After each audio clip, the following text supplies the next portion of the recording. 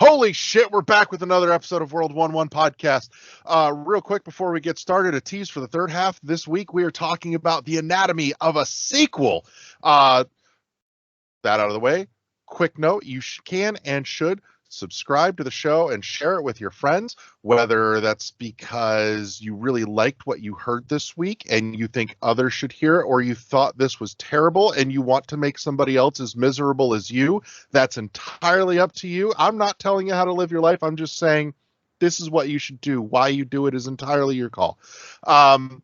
Also, in the show notes, you can find links to all of our socials, as well as our Discord, where you can come jump on and come chit-chat with us. Shout out to our awesome sponsor, Imaginary Authors. More about them just before the break. I am, as always, your host, Raul to the Wall. Joining me this week is my amazing wife, Zoe Giver. Sup? And off camera is the lovely Kathleen Jansen. Hello. And back on the camera for the first time in a goddamn dog's age is Eddie fucking V. Hello, everybody. I have kind of made my return. Guest appearance. I don't know. Hello, everybody. I've missed your face. Holy hell. It's been entirely too long. We should do this more frequently. Yeah. So, we just do it on the phone. We just do it on the phone. We have like 45 minutes. We literally have 45-minute podcast calls on the phone. Be like, why did we not record this? Oh, we do. We absolutely fucking do. So let's get straight to it, kids.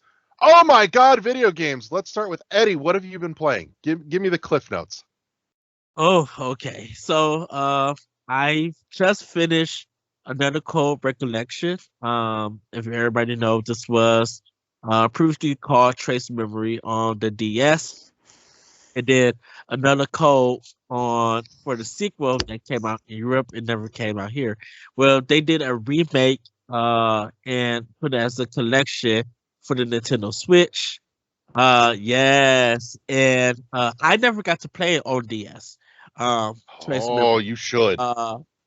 It was a game that just wasn't. It's really weird. It was a game that I never saw on shelves, but Hotel Dusk is the only one from seeing that I saw at Target. Okay. So these for the creators of that game, Hotel Dusk Sync.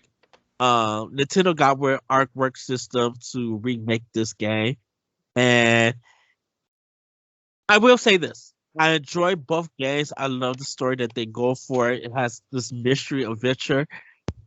But I have a problem with the camera.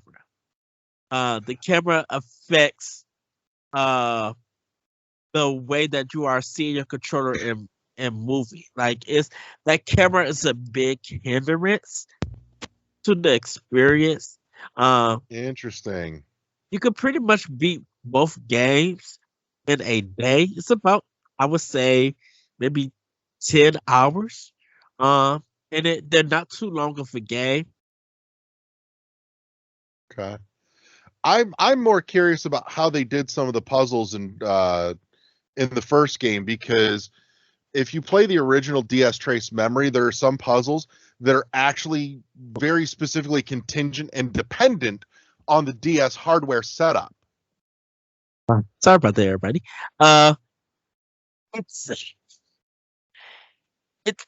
I think the camera in this game is like it's just too close to your character, and everything. But it's not. It really is not a bad game. I thoroughly enjoy it. It's my first 2024 game that I beat it, so I'm happy about that. I am playing the Phoenix Wright Ace Attorney games with Apollo Justice. I'm still in the first case. I just stopped it. I played all the Apollo Justice games for it, but I stopped it so I played Another Code, which you pretty much have to order. You cannot buy this game at stores at all. Well, that's getting more and more scarce anyways. Well, I had to order my... Uh-oh, I think we lost Eddie. Am I the only one that lost Eddie? Oh, I'm here. Oh, there we go. Now you're back. You froze, got choppy, and then dipped for a second. We're back to Skype. Uh-huh. I don't know why I had to order it because Best Buy didn't carry it, even though they showed that they had to ship me my copy. So I missed it on release date. It actually got delayed. Um, being sent to me. So I don't know how the sale numbers are going to be for this game. I think Nintendo doesn't matter. Uh, I was just kind of shocked that Arc System work with Nintendo to make this game. Now, uh, if this is going to be the case, I hope they do Hotel Dusk, Room 213, and a sequel because that sequel didn't even come out, and that was the Yeah. last game from Sing. So I would love to see that come out, and then hopefully Nintendo Artwork System has a relationship, and we get games like this coming out, not so much as remakes, but new mystery adventure games in that field. Yeah. Like No, I'm because with like you. That's my jam. Because like even Ghost Trick, I'm so happy that that came out from Capcom. People got to play it. I still got to buy it, and order it and stuff. But it's just like these kind of style adventure games that was on the DS. I think that needs to make a resurgence for Nintendo Stack system because they really are good. Uh, I am playing Final Fantasy 12 on Series X. I just hopped it in and just because everybody was playing Final Fantasy 7. I'm not playing Rebirth because no PS5, but I'm just like, man, I'm moved for a Final Fantasy game, so I end up picking up Final Fantasy 12 back up. So I've been playing that. I am going to return to Prince of Persia because I stopped at to play another code. Been playing Golden Sun, do the Game Boy Advance on Switch Online. Been Oh enjoying yeah, that that. did just drop, didn't it? Yeah, it did. There's stuff that I miss, and I think because now I could see it a little bit more clearer and stuff. I'm gonna try to get on the Digit in that game. Um, Okay. started Tekken 8 as a bunkers as the story is. This game looks gorgeous. They go Yeah, I've better been talking than with Michael about Tekken 8 a little bit the last week. yeah, it's so good. I gotta get back to it because I already just beat the story mode, but I haven't played anything else and gotta get learn some characters and stuff and start going online and then getting my tail beat and everything. I will But pretty speak to, since he's not here, real quick, just so you can get the feedback thoughts. Michael has said, at least last time he and I talked, he has some uncertain feelings about the new gameplay and the heat mechanics, but he's spending more time with it to try and solidify his opinion. But that seems to be his big hesitancy.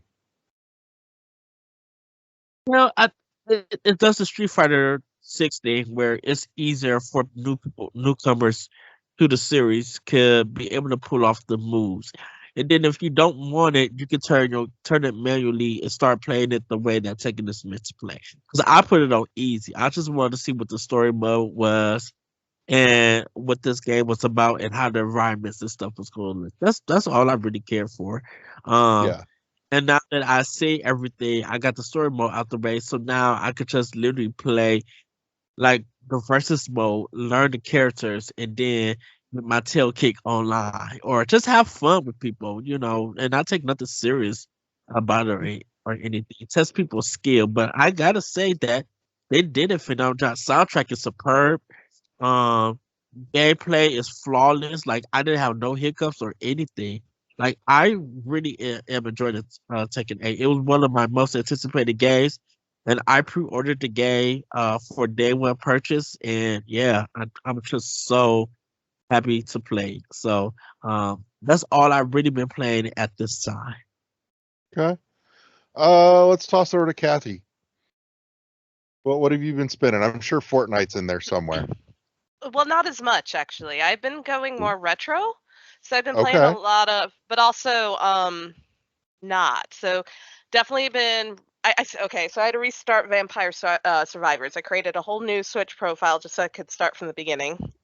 So that way I have two going, and loving it. I Love actually bought the that. DLC for it, Mhm. so expanded it Did even it more. come I out? love those type of games, and it's great. Like before work, I just sit there, like because I'm up early, so I Yeah. usually play a couple of rounds and then go to work. Yeah, it's a fairly low effort game. Yeah. So Did new DLC come out? pardon? Did the new DLC come out? I don't think we've gotten the Adventure DLC on Switch yet. Okay. The Adventures? Yeah, they're on. Oh, did we? Okay. It is. Mm-hmm. Okay, soon I got a Okay. copy. Okay.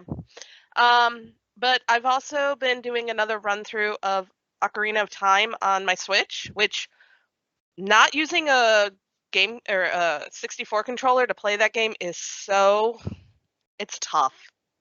It is so tough because I mean, well, let's be honest, because I'm so used to moving using the the joysticks. Yeah. I keep forgetting at that time that was not an option. So to position the camera, I keep trying to position it and I'll end up like wasting all my, bombs, or I'll be throwing like my slingshot, pulling that out because that is now the C buttons. So I'll be in the middle of a battle. I'm trying to reposition and oops. So I have to, again, because I'm using my Pro controller, it's just so weird.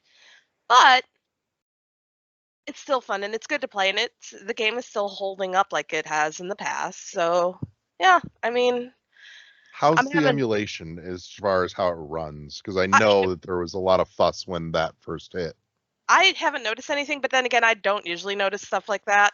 I'm just enjoying the story again, and I'm at the well, I don't know if it's the halfway point, but I'm at the Forest Temple, so that's where I'm starting off getting the medallions. Yeah, it's roughly halfway. Yeah, so I think personally, I think it's good. But that's me. I'm always, I'm not the best judge of that. I just enjoy the game. And then, all right, I gotta ask because I think the last time we talked was just before it was coming out. How's the Lego and the Rocket League mode in Fortnite? Lego mode? Mm-hmm. It's okay. It's very much like Minecraft, but Legos. I've gotten bored with it. It's definitely more you want to play with other people. It's very boring to play by yourself. And unfortunately, I don't have a lot of people who like to jump in and play it. But it is cool. I mean, you get to build your own city. You get to go explore caves. It's a lot of farming, and that's to make items, you have to get a lot of materials, and then you have to know where the materials are, and then you have to know what strength level of equipment you need. And so it can be a little challenging until you get it figured out. But I mean, it's a beautiful world, and it's huge. You start off in one area, but there's so much to explore. You can see like mountains and deserts, and I wish I was more into it, but it's just not for me right now. I'll probably give it another try. That's okay. I was just curious. Yeah. So, what about Rocket League? Oh, Rocket League was fine, but now it's kind of boring. I'm actually enjoying the music festival, which is their version of Rock Band. That's probably been my favorite edition. Yeah, I saw they've got there's a new guitar controller out for that shit. Yeah. Oh my god, I don't need it because I just use my keyboard and I find it so much easier because it's just like typing. But because you can set up whatever keybinds to whatever notes. So I found the pattern that works for me, and I'm pretty okay with it. So, but it's exactly like, Guitar Hero, Rock Band, all that. Yeah. So it's a lot of fun. And anything else on your list? Oh, heck yeah. 2 more. And just like Eddie, I went back to Final Fantasy, except for me, I am playing Final Fantasy IV Remastered, the pixelated. Oh, the pixel. Remastered. Yeah. I saw somebody, I'm going to promote a YouTube channel, if you've heard of it. You Can Beat Video Games. I have not. No, I think I have. Maybe. He does retro games and shows you how to beat them, and he goes through full games. Like, I found him when I was looking up gameplay of Willow for the NES, which is one of my absolute favorites, and he had done it. And so since then, he's covered so many games, Super Nintendo, NES games. He goes through everything, shows you the shortcuts, shows you the long version of how to get through a game. And and he posted a new video.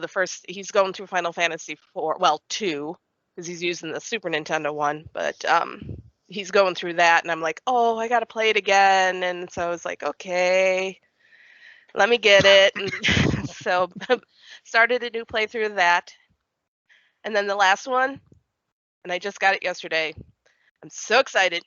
I got Donkey Kong 64 for our 64. So I know I got made fun of when I told somebody I got it, because they're like, that is the worst game. And I said, I don't care. I love bad games. Oh. I am a fan of the bad ones. I don't care. I love it. I think it was just kind of the peak of the collectathon games back in the day. Yeah. And it's a question of whether or not you mind the collectathons. Which I will be into it, and then I'll let it go. I never finished the game, but I loved it. But yeah, we got into a discussion about how I like really bad video games. Like, I even brought up how I actually am one of the probably the only person in this world that actually liked E.T. for the Atari. So oh, that's a bold statement. I know, but I liked it. I thought it was fun. I liked the game. Yes, there were frustrating moments, but I actually liked the game. Yeah, so I like games that people think are the worst. I used to work with a dude at the video game shop ages ago that had a thing specifically for bad games. Like, he would seek out just like the worst B-movie-esque games you could find. And that's what he loved. So yeah, no, I'll try anything once. But yeah, no, it was great. We went to a retro game store and we found it. So got that for Valentine's Day from my hubby. Okay. So yeah. Nice. Yeah, but that's it. That's all. Like I said, I've been playing quite a bit of different things. All right, Zoe dear, you're up. All right. 1 second. My headphones are being done. You're coming through okay, at least. Okay. Then it's just using the microphone. Yep. Oh, I lost you again. It went bleep, bleep, bleep. What about now? Yeah, I got you. Okay. So recently I've been playing tons of Darksiders, and I know not a recent game by any stretch of the imagination. I had originally started playing it when I got my Switch. I don't know, nothing I really play on the Switch sticks a whole lot, but now that we have an Xbox, I play a lot more games. I remember when I first moved in here, and one of the biggest gripes was that our Xbox sits downstairs, and I hated it because my platform of choice is Xbox. But now we have the Xbox Series S upstairs. But I've been playing Darksiders and just tearing through it. I'm not going to lie, there have been some parts where I've had to like look up on a guide because some of the puzzles, I'm just like, what the fuck am I supposed to be doing? I don't know. Where am I supposed to go? Because normally it does do a good job at putting like a waypoint on your little mini map somewhere. So like that's helpful, but I don't always know where I need to go. And so I've been doing that, but I love the story. I'm excited to play the next two. This is honestly the type of game that I enjoy and that I prefer. And no offense to the Switch, but you don't really get Darksiders type games on the Switch. Anyone the is being all the Darksiders are on Switch. I mean that like Nintendo puts out, and because of the hardware, it will never look like you can get it on an Xbox. Hence why Xbox is my platform of choice, because things like Darksiders usually are my type of game of choice. Like, I'm that person that wants to play Darksiders. I would love to play God of War, but that involves having a PlayStation. And as you'll see later, I have some very staunch opinions about PlayStation, and not just because I like Xbox, but yeah, so Darksiders has been eating up a whole lot of my time. I couldn't even tell you how long I played it this morning. Like, I woke up at like 8 a.m. and I was Yeah, sitting you on my played phone till about 1. I was sitting on my phone for a bit, and then played some Darksiders. I took a break to eat, and maybe watched like a half-hour show, and then I was right back playing the game. I am on the like 4th chosen in the game, so after I defeat this one, I get to go after the big bad, and I haven't even been playing the game that long. Granted, I don't play every day, but I maybe started a couple of weeks ago, I think maybe. maybe about 2 weeks ago you've been at it. Yeah. In the 360 version or the 361. War Master version? 360 version. It was on Okay. Game Pass, and so we just downloaded all 3 of them so I could play them. And Gotcha. like, Okay. part of me is just worried because I'm just like, there's 4 horsemen, and so I'm like, did they get to 3 and then the game didn't do well, so there's not another one? Does it wrap up the story once we get to the 3rd one? No one tell me anything. The company 'cause doesn't really no one exist tells me anymore. anything. Tell me nothing. Why would I tell you anything? I don't even know. Don't I tell me. won't tell you story whether- sides, but the business side is that the company doesn't really exist anymore. Mm. Well, the Fire Games. Then you ruined it. I said don't tell me anything because part of me wanted to just get to it and find out when I got there, like, does it wrap up or like did it just stop? Because my brain, if I know it's just going to end on a cliffhanger, I'm less likely to play it because I will get no closure from playing this game. It's like when my ex was like, hey, let's watch Firefly without telling me there was only 1 season of fucking Firefly. And so I was like, oh man, we finished the season, let's go. And he's just like, that's it. And I'm like, what the fuck? And so part of me, like, I was going to live in blissful ignorance. I knew there was a chance that it wouldn't keep going, but I was going to live in blissful ignorance that somehow they wrapped it up in the 3rd one, even though everything in me was like, there's 4 horsemen in 3 games. So I'm like, there's no. I mean, There are There's actually 3 4 games. A story. There's 4. There's Darksider 4? Genesis. Yeah, Darksider Genesis is kind of takes place before the whole series starts, in a sense. So, Okay. like, It also plays So- very differently. So Yeah. which 3 horsemen do? Because I'm like, this one is war. I'm assuming. What's Death the is the next? second one. Ooh. What about the 3rd one? and Furry is the third. Fury. Fury. Ooh. Okay. Okay. And all the horsemen all play differently as well too. Well, no, Yeah. I would expect that like So- death is not going to be like war is. War is very like, you know, I mean, look Michael's at him. description of Death was that he was very much a glass cannon. And I could kind of see War and Fury playing together, just given what the Horsemen are. I could see them playing similarly, but I could also understand, you know, slight differences because I'm like, War is more strategic. You got to use your brain. But in Fury, just like blind Fury is just all aggression. And so, like, but I could definitely see similarities. But I'm mad that, like, what is it? The, like, Plague one? It's not called Plague, but I don't remember what the 4th Horseman is, and I feel bad. None of you mythology people come at me. Pestilence. There you go. I'm like, I knew it was the one that had, like, disease or whatever, you know. Pestilence, yeah. And I'm like, I'm mad that we never get to that. It was honestly one of the best. Okay, I'm going to make a Supernatural reference, and I'm not one of those people that's like diehard Supernatural. I stopped at season 10. I want to go back and finish it, but I'm just like, I needed a break. But one of the coolest things they ever did was bring out the 4 Horsemen. And so you got to see how these, you know, different 4 operated. And it was honestly kind of great, especially when you got to Pestilence.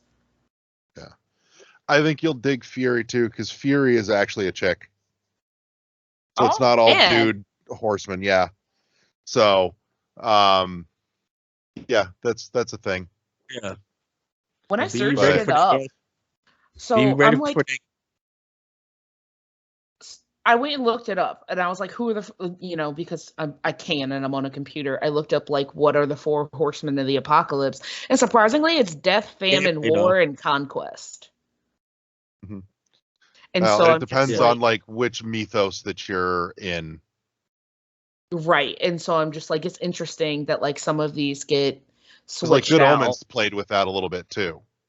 Yeah, because I'm like, I've seen Pestilence and like I know what that looks like, but I've also seen one that was Famine. I think Supernatural went the Famine route because I could have swore there's a scene and you just see these people that are just like, you know, starved essentially to death. So like they're people, but like super thin, nothing, and like I think it was in I forgot where it was, but it was like they all kind of just starved simultaneously, and so they were just like sitting there and like whatever position they were in, and I thought that was pretty cool. And so yeah, it's one of the other reasons I wanted to play this game. I'm like, I like things that play on mythology. It's one of the reasons I liked God of War, because there are so many ways, and depending on what you're talking about, different myths and things like that, you can go a lot of different routes with it. So it definitely is something that I'm enjoying playing, and I can't wait to roll credits on it. Not because I want it to end, but like it's a good game. So, let's see. What have I been Also, I know playing? the graphics are only going to get better from here, and Hmm. I honestly love the way the 360 was done. And I'm like, fuck, they kept going. So I'm like, the graphics are only going to get better. Like, this is going to be great. But anywho, that was my last tidbit. Okay. What have I been playing? Let's see. I recracked open Prime Remaster this week. Just something to piddle with, and but the one that's had the meat of my attention has actually been SSX World Tour from the 360. So we're both back on the fucking 360 train apparently. And I've ripped through most of it this week. I've got like two sections left, and then I'll have the campaign wrapped up. The second to last section that I'm in is Africa, because the Kilimanjaro drop is one of my fucking favorites, because you're not actually like riding down the mountain. You drop and you're shredding through the inside of Kilimanjaro. And it's just so goddamn cool because it's all pitch black, and the equipment that you need to get through the deadly descent is a headlamp. And so you actually have to mind very specifically which direction your character is facing so that you have the light showing so that you can see ahead of you. But I love SSX, and I miss the series, and I know we've talked about it at length for ages over the years, but I will say though, playing it, I do think I'm probably going to crack out SSX 3 again after I finish, just because 3 was still my fucking favorite. That big, giant, cohesive three-peak mountain was just awesome. That's where the meat of my attention has been for this week. Trying to think if I've been putts. I dinked a tiny bit more with Control, but not much. I'm still trying to get my head around Control. For some reason, it's not clicking with me the way that I want it to, or the way that it should, or both. But I'll get there. It interests me, and I want to. I need to get it to click, and it's not doing that yet. This is the thing with Control. You're supposed to play it like it's Contra, in a sense. Okay, the thing about it is, there's an interesting take. Because the thing about it is that since you don't really have to worry about ammo, since it replenishes itself, you're supposed to be going in balls blazing, but also like dodging and moving and throwing stuff. Like you're always supposed to be on a fence, because every time you hit, the blue energy falls and you'll be able to collect it. For me, once I got the shotgun, it's straight Contra right there. And all you really have, because the thing about it is, it takes so much, and if you time your shots right and everything, you can finish battles and stuff. So you know, once you get the shield and once you get all these other pieces, you're supposed to be on the offense, but still trying to be on the defense and stuff. I know Yeah. the battles against the bosses are going to take a while, but when you are in fights, you're supposed to be kind of just on the offense. And once you Yeah. go in with that mentality, you be like, okay, I got it. Now I know how to do these battles and stuff. Right. I will say the opening section of Control reminds me in very specific ways of Super Hot, actually. The whole head trip, a lot of the brutal architecture, it has a certain Super Hot feel to it that I dig. Oh, and I'm closing in on the end of the Halo Anniversary Edition as well, out of the Master Chief Collection. So, but I think I may have actually hit a glitch and got myself soft locked. I may have to reboot it. You mean Oh, no. Sergeant Halo, dude? Yeah, basically. So, who doesn't love a little Sergeant Halo, dude? Speaking of, I'm really curious to actually see the new season of Halo. I didn't think the first one was as bad as everybody made it out to be, but I didn't go into it expecting to get a carbon copy of the game's story because I knew that they wanted to, tell their own take on it. And I, like Wes and I talked about last week, I was interested, and I think they did a good job with it. It definitely invoked a lot of feeling. Just granted, a lot of the feeling that it invoked was a lot of ick feeling because of Halsey and Cortana, and I think that was a big sticking point for me until the end, was their take on Cortana, and that she was very much loyal to Halsey until the very end, and knowing that Halsey was as scuzzy of a character as she is, that made it a very gross character. And so you have this dichotomous feeling of, I've played these games and the character that I know as Cortana is not that, conflicting with their portrayal of, but I think that's part of what made it so fucking effective. Mm-hmm. So I'm real curious to see where they go in season 2. I think my biggest complaint with season 1 was that the whole story with the kid and John's buddy on the fucking pirate station colony just went fucking nowhere. And they spent so much time on it. I have the and it amounted Blu-ray. to nothing.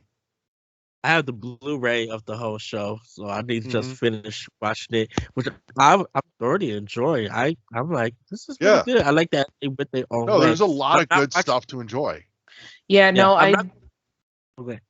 Go ahead, Zoe. Oh, I was gonna say, honestly, my biggest issue with the show was something very, very small, and it was seeing Master Chief's face, because the whole game you never do, and Right. I always kind of like that. And I get it, it'd be really hard to do a show where the actor never gets any screen time, and I get it. I mean, it was the whole reason, in the third Spider-Man movie, you saw so much of Topher Grace's face, and I understand that. But at the same time, I'm just like, it's so much part of the character, the fact that you can't see their face. I'm like, Right.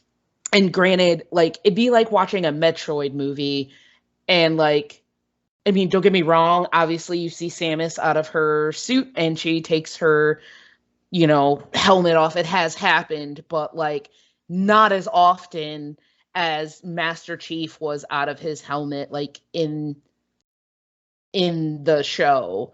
Right. And so I get it, but that was honestly my biggest gripe with the show.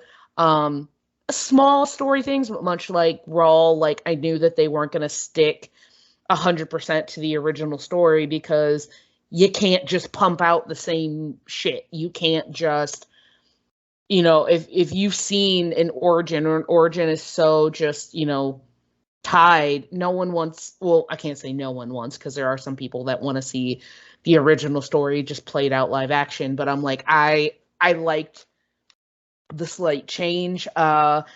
it was like me going in to see like Tom Holland Spider-Man or the newer Star Trek films. Like, I know how the story's supposed to go, but changing it up it honestly brings something new, and so I liked it. Yeah. So, but that's where that's at. I mean, we'll get to start it. We got to fire up Paramount again for the game tonight, anyways. So, but and Eddie, if you didn't see too, you don't even have to dig out your Blu-rays. They put the entire first season of Halo on YouTube for free. Oh, I mean, I like to be able to watch it in my own space and not worry about that stuff. So definitely when season 2 come out on Blu-ray, I'm gonna buy it. I'm still a physical media, everybody. That's just the Amen to that. So just because I have no idea when this is going to be posted, when Raw mentioned the game is today, we're currently filming it on Super Bowl Sunday. So I have no idea. This is going up on Friday. Oh, okay. Like, I have no idea when this is getting posted. So the game that he's mentioning is the Super Bowl. Yeah, we got to see. We've got to watch the media square off with Taylor Swift tonight. Oh, it's going to be epic. I mean, between that and Usher, I'm going to go into tonight's game fairly excited. So I will be keeping a record of how many times they pan over to her, though. Like, I'm not kidding. I'm going to count just so I can be like, oh my God, they panned to her this many times. And it was ridiculous. Because like I said, they're going to be talking about a play and have the camera on Taylor for no reason. It's going to happen.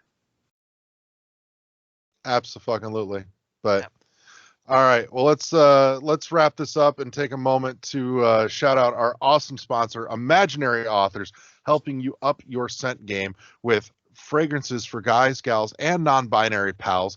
Also available in perfumed candles and soaps now, which are absolutely fantastic. I mentioned I actually just climbed out of the shower before we got on to record, and I got all squeaky clean and smelling nice with my City on Fire soap. Leaves me feeling just wonderful. Like the clean is top notch. Super excited to check out their new one. It's a glacial one. I'm blanking on the name now, and I feel terrible, but I've looked at this and went, yep, I'm gonna order me a sample of that and check that one out too. Well, while you're looking up what that sample is called, can confirm they're awesome. And for different genders, I personally like how their waffle cone one smells on me, and with a waffle cone version 2 is out.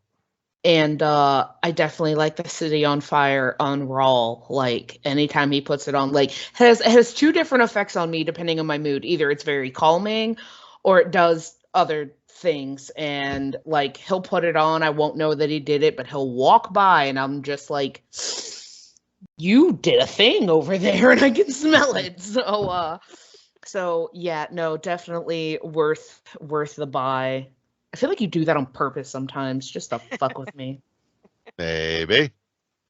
The Language of Glaciers is their new one, featuring white pine, lilac, and virgin snowfall. And apparently their first batch of pre-orders is already sold out, and they will be restocking in March.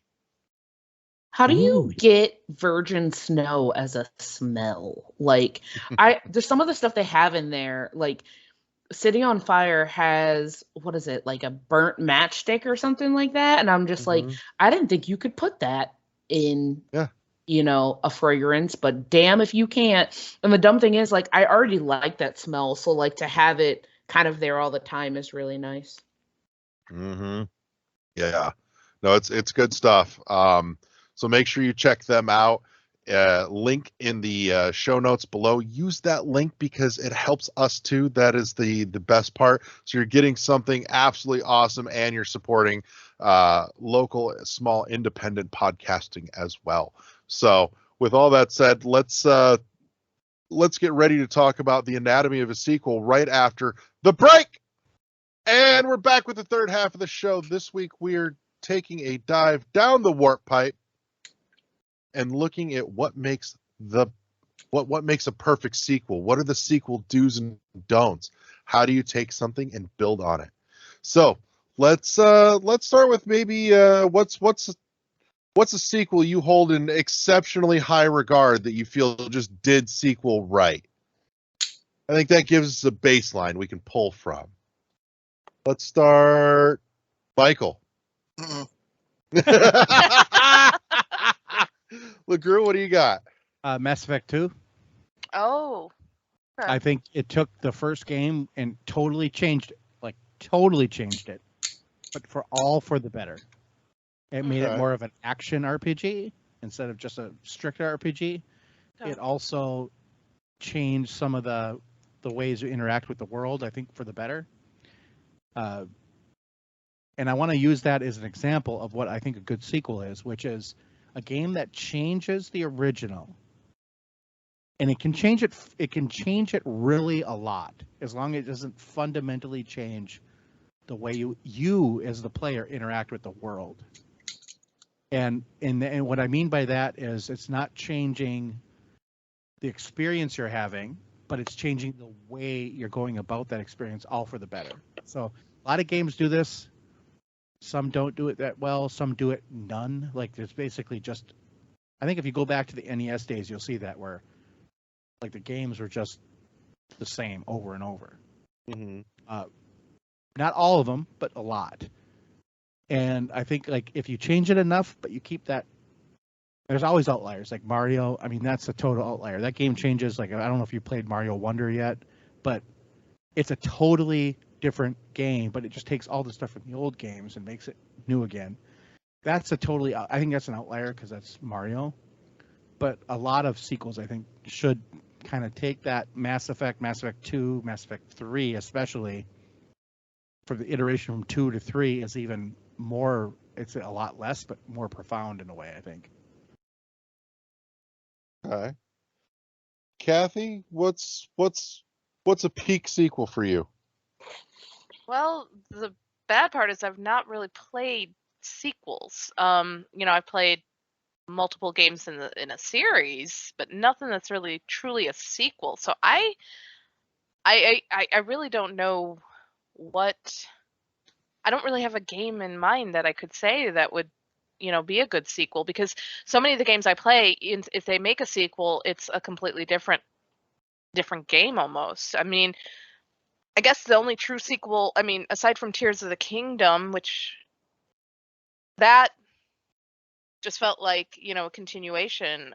I think back to, again, with my Zelda back, the only true sequel I ever played was Majora's Mask, which, was a continuation, which was it was the same exact game engine, same look, same feel. So you're playing it the same, but it was a completely different story.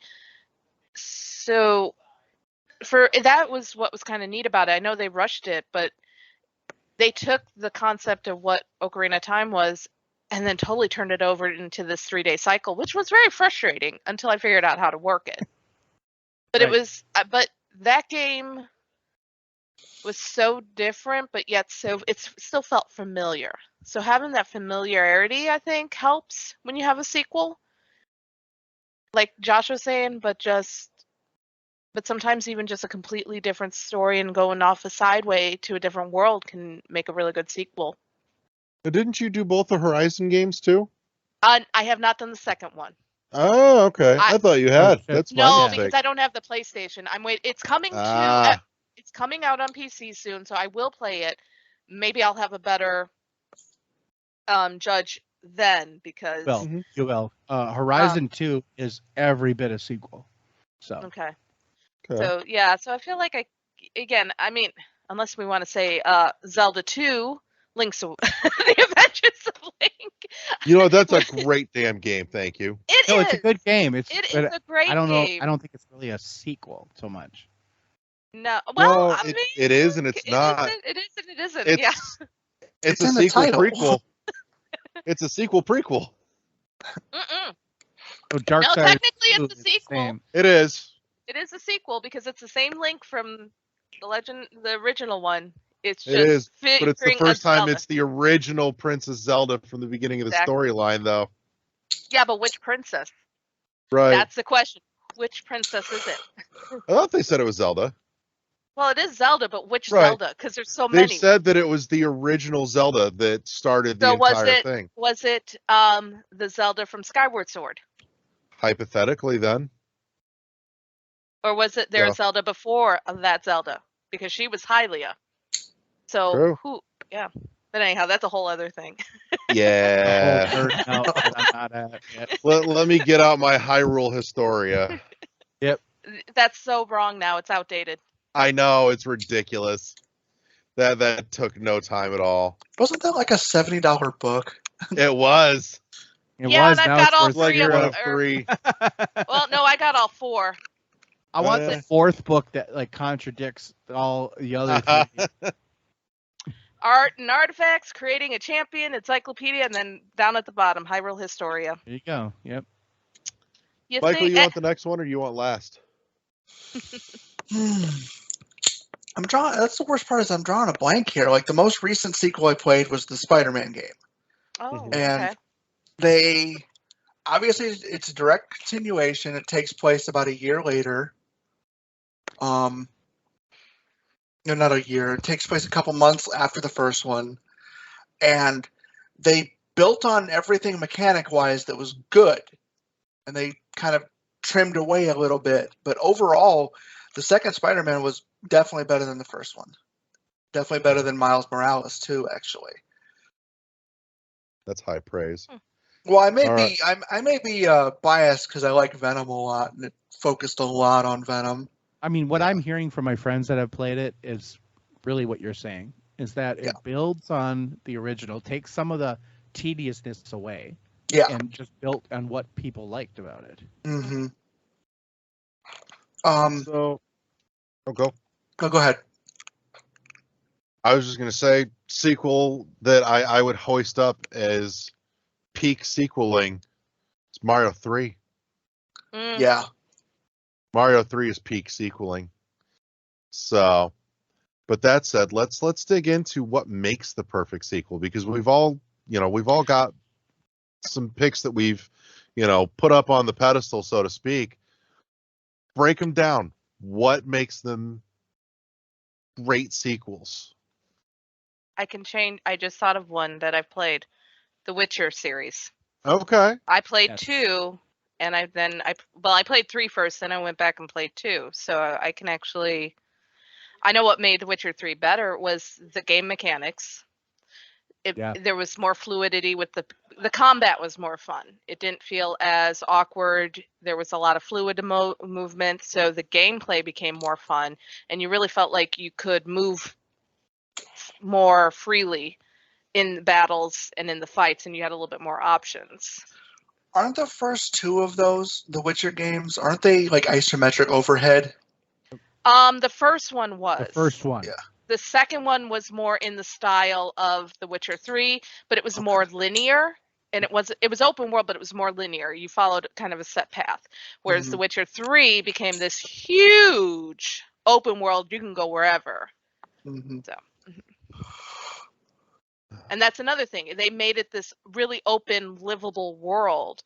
And that's why I almost like it better than like Skyrim, because there were people everywhere. It felt like a real, compared to again, you went from linearity in Witcher 2 to Witcher 3, you really had more freedom to do whatever you wanted and drive the story in the way you wanted to. Yes, you had the end goal of finding Ciri, but there were so many branching paths, so many different ways to go about getting to that point. And there were times where you could miss whole sequences because you went a certain way. So you were never guaranteed to see everything. And I think that's what made it so much more fun. Whereas in the second game, yes, you had choices to make, but once you made that choice, you were kind of stuck there. In The Witcher 3, if you made a choice, you could kind of go, the choices were more spidering, I guess, as it was more of a web. Well, speaking of spidering and webs, Michael, Hmm. what sets Spider-Man 2 up as such a peak sequel? They just extrapolated on everything that was good about the first one. Like there was a few. My biggest complaint is they took some of the gadgets away. Like, because there was a lot of gadgets in the first one. Literally, there was gadgets like you could be up on during the stealth missions, you could be up on a line, throw this one gadget, and it would grab 3 enemies and stick them all to the wall at once. And that shit was a lot of fun. Yeah. They took stuff like that away to make the stealth missions a little more challenging. Mm. But as I said, overall, they extrapolated on everything that was good about the first couple, and kind of just made it better. Same thing with like Mega Man 2. Yeah. But like Mega Man 1 was very clunky. It was good. It was very clunky. Yes. And then 2 streamlined a lot of things, and they kept adding stuff as the games progressed, and that's not necessarily a good thing. Like some of the weird shit they did later was just like, why? But Devil May Cry is another good concept. Like the second one was absolute garbage, but the third one took everything that was good about the first one and just added to it. It seems like the Devil May Cry series, every even numbered one is kind of meh. It's got the Star Trek curse. Yeah. Yeah. Like it, because the first one was great, the third one was fantastic, the fifth one was amazing. And I actually really liked the reboot. I understand why people of the fans of the genre hated it, but it's a good game. Well, we're gonna have to fight AMOC style time when I come up, because I believe Star Trek 3 was a great movie. Oh, Star Trek 3 was a great movie, but 4 was a great movie too, though. Oh yeah, That's the back-to-back. That's the anomaly in that whole thing. Yeah, 5 just threw us through a loop. So, all right, LeGrew, what makes the peak sequel the peak sequel? The peak sequel, and Gears of 1 to Gears 2, Mass Effect 1 to Mass Effect 2, a lot of these games do this. I even think that, Tears of the Kingdom, Breath of the Wild, Tears of the Kingdom does this too. Iterates on the original. It takes what you like, and it just makes it better.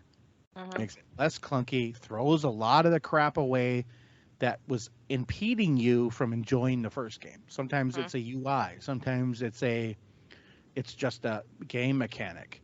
And sometimes developers keep game mechanics because they want to, like breaking weapons, like weapons that break. They just keep them because they want to.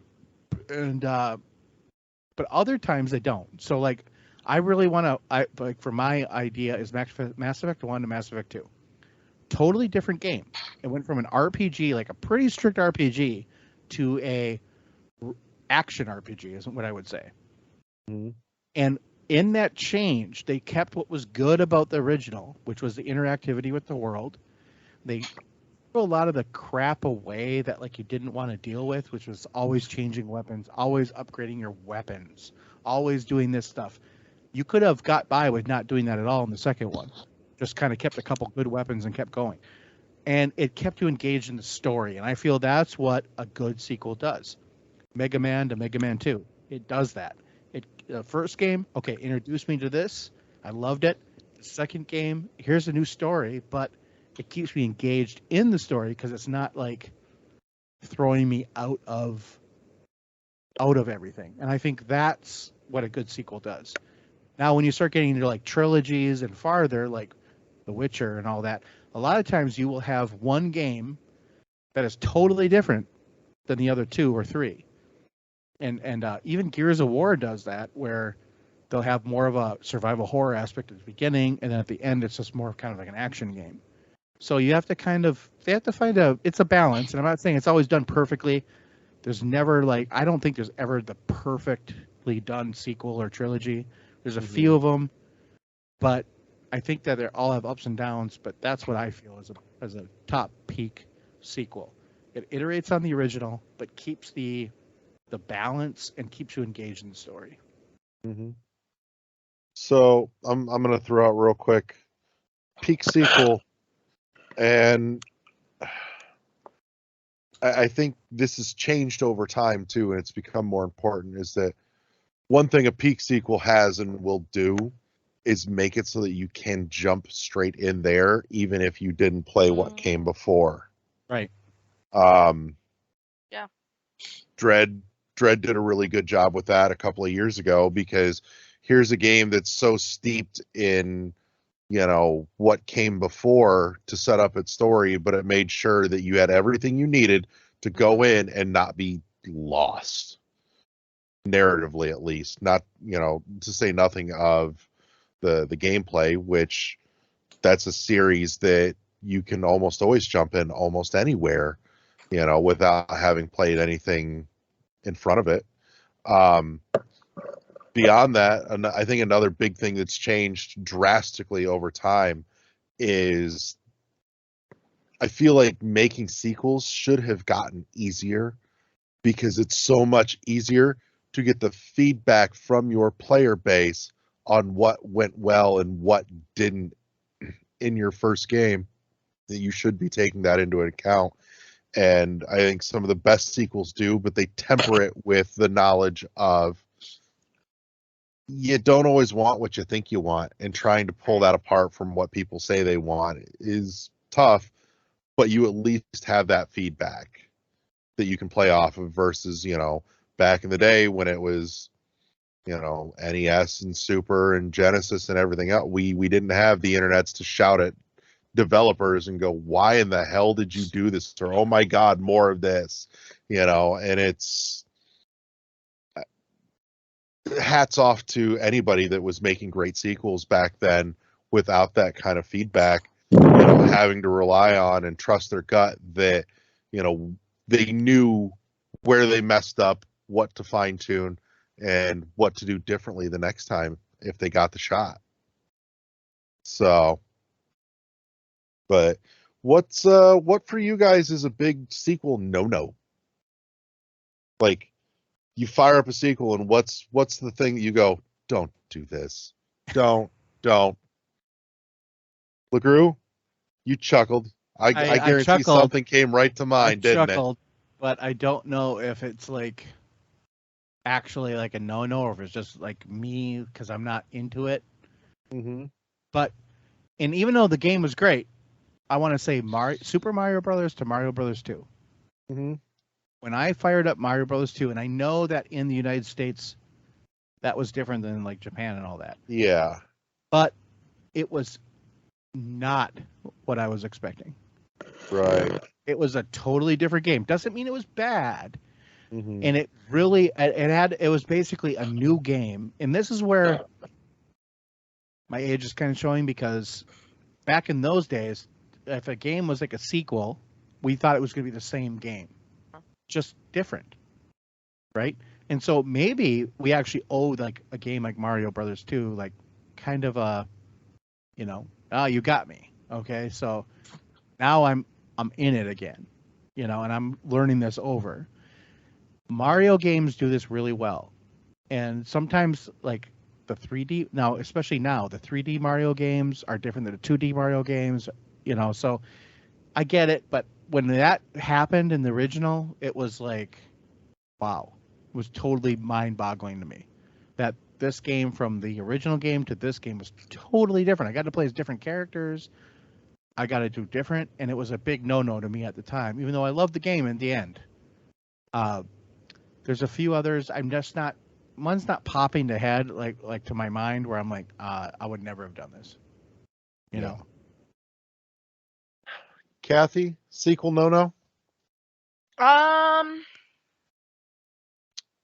I had sequels that retcon the original, and I'm thinking BioShock, the BioShock series with BioShock Infinite, and how it, and then like the DLC, how it completely tried to fit into where it tried to bring everything full circle back to how, you know, the events occurred in BioShock. And not saying that, you know, and I think a lot of that is driven by the fans who do all the theories.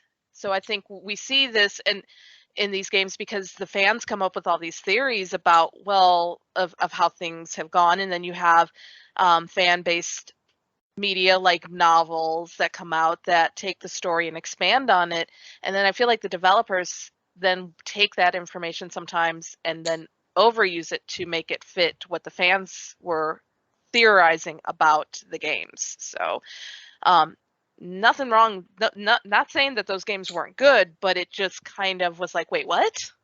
And it kind of throws you and almost makes the games like, it almost throws you to the point where you're just like, okay, I didn't see that coming. It came out of left field, and I'm just Right. And it just doesn't make sense. It Mhm. feels forced. Yeah. Michael, what do you think? Sequel no?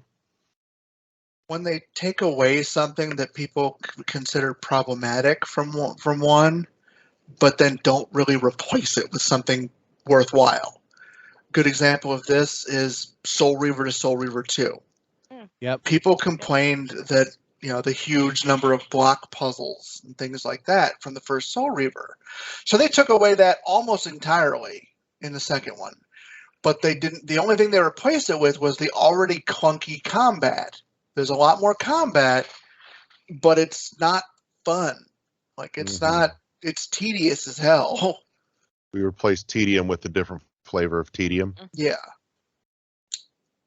Well, like, they even made it more generic, because in the first game, all combat, you had to be creative with how you killed them. You couldn't beat them to death. Like, you had to, like vampires, you're fighting vampires, so you had to walk them into sunlight or impale them, or et cetera, et cetera. Second game, you're fighting entirely humans, so now you just stick your hand into their chest and be done with it. But as I said, it got they took away like something, but didn't replace it with anything. Soul Reaver 2 was also really short. Like, it was an early, I want to say, PS2 game. It was. Yeah, I got that for my wife. Actually, it was funny because Melanie bought that for me the first year we were dating. Bought that for me. And storyline wise, it was decent, but it's the one I replay the least. Mm-hmm. So, sequel no for me. Forced tutorial. Oh. Tutorial should be there, but my God, make it an option at this point. Because if I'm firing up a sequel, there's a good chance I played the first one, and if your game is so radically different that you need to force me into a tutorial, something probably went wrong before I even put the game in. Sure. I should have enough baseline knowledge if I played the first game to be able to hit the ground running and not need a tutorial here. So, skippable, like, forced tutorial, sequel fucking no. Just, get that shit out of here. So, all right. Last round robin here, because we're probably coming up on time shortly. Pros and cons of making sequels today versus making sequels in yesteryear. LeGrew? Yeah, money. Money. And the amount of money people are putting out for these sequels. So we've gotten some really good feedback, especially in the last year or so, about how much these games are costing people. Yeah.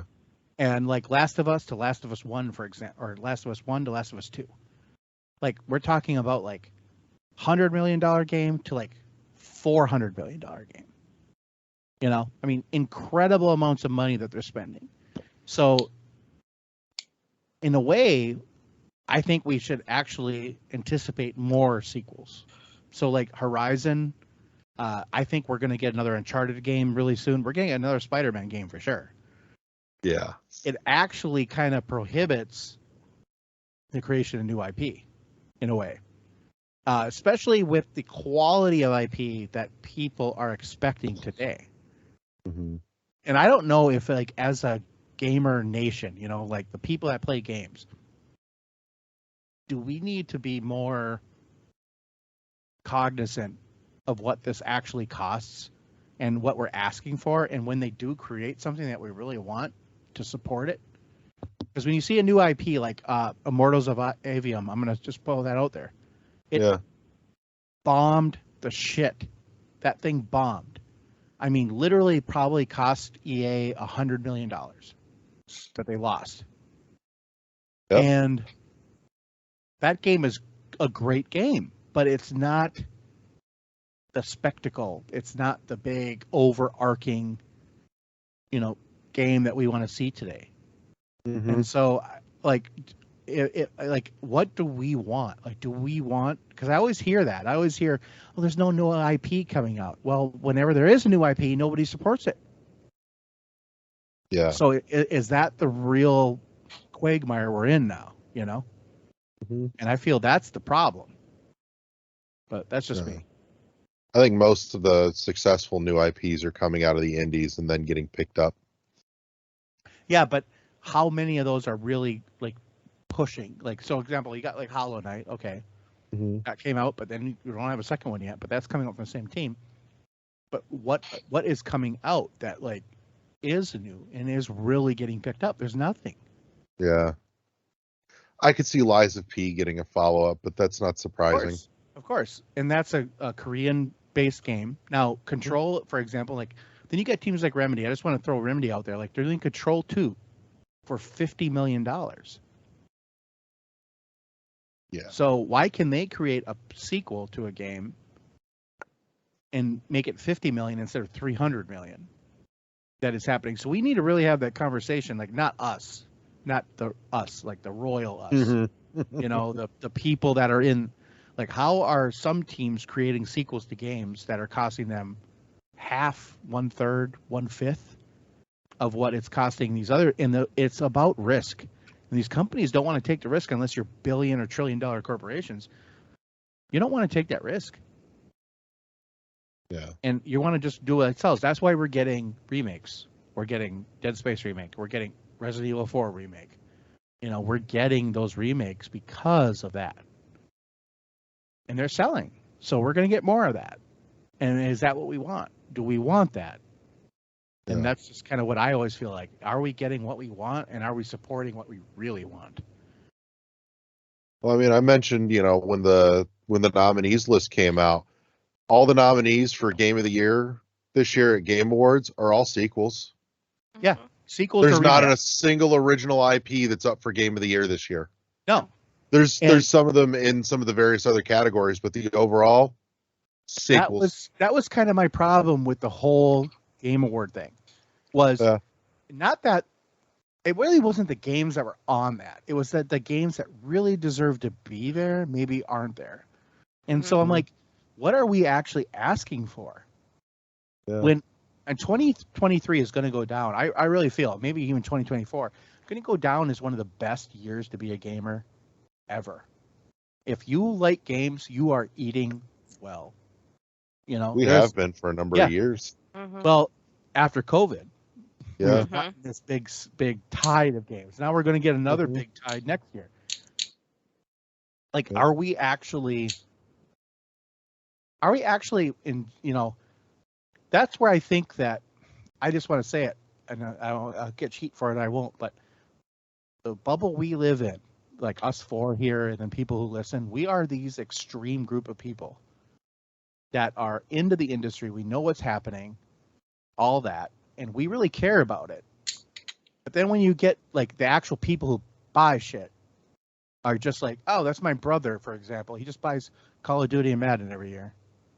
Right. And he's just buying a couple of, maybe 2 other games for his kid or whatever. Mm-hmm. And are those the majority of people now that are actually driving the industry? Because it looks like that's kind of what's happening. Yeah. The stuff that sells is what's getting, obviously, sequels and remakes and remasters. Now, if I was a guy that had stopped playing games in, like, say, 2007 or 8, and I went to the store and I bought, I'm going to buy this, Xbox because I want to play Starfield. Oh, look at this, Dead Space remake. I remember that game from back in the day, and I'll pick up Call of Duty, too.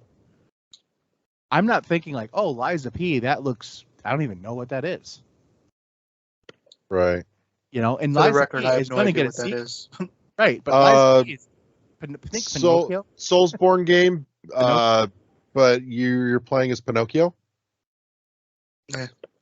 It's actually So- really good. I've been playing on my Xbox. It's on Game Pass. Dark So- Fantasy Pinocchio. It's really good. And I'm not a Souls player, but it's a good game. But I'm just saying, like, and that game is being supported, like, especially by the hardcore, and being pushed. But how Yeah. much of that is being pushed because it's on an easily accessible service like Game Pass? Right. You know, that's the thing we have to ask ourselves. Are we supporting what we really want? Right. I know I went off on a tangent. No, it's all good. Michael, pros and cons of sequels now versus yesteryear. I think it was easier to do sequels back then. Because they had, I mean, like the assets were a lot smaller, and they could just port it from, again, Mega Man. Mhm. Very little changed. Mega Man's physical look didn't really change until he hit 16-bit. They minor tweak here and there, but whereas currently, like the assets are much bigger, there's much more to it. Things have to be reworked, and new game engines, and et cetera, et cetera. There's so much more to it now. Right. No, you really can't get away with just porting over assets and touching them up anymore because everything changes so fast now Yeah. with engines that everything's built on, and barely anything's recyclable. So, Kathy, pros, cons, sequels, yesteryear, today? So I think one of the biggest cons is the fact that there's so much anticipation for sequels nowadays.